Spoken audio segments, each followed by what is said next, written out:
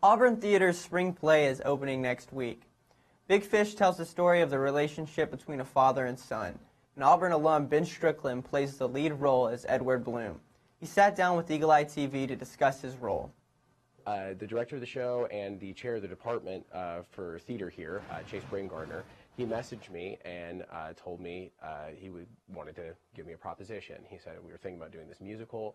How would you feel about coming back and performing with us again in this show? I was like, okay, what's the show? He said, it's Big Fish. And the funny thing is I remember Big Fish, the movie. I never knew they made a musical out of it. And so I remember looking up the musical and listening to it and thinking, this music's absolutely beautiful. I would kill to sing anything in this show. So I was like, yes, yes, take me back, yes. And so he said, all right, I'll get back to you if things go through. He talked it out with the department. Paperwork was signed, and then I came back January of this year to start rehearsals with them.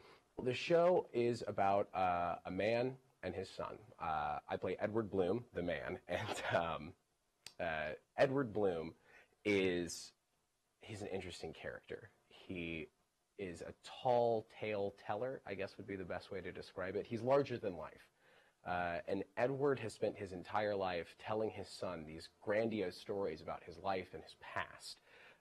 But his son is more grounded in what's true, what's real. He loves Greek mythology, he loves science, he loves reading, he loves anything that he can get out of an actual book rather than something his dad's made up.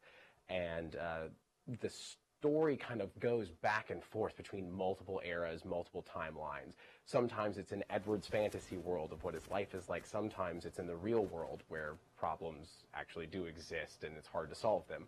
And the whole show kind of goes through this arc of trying to deal with the issues and the struggles of their relationship and how they resolve them in the end.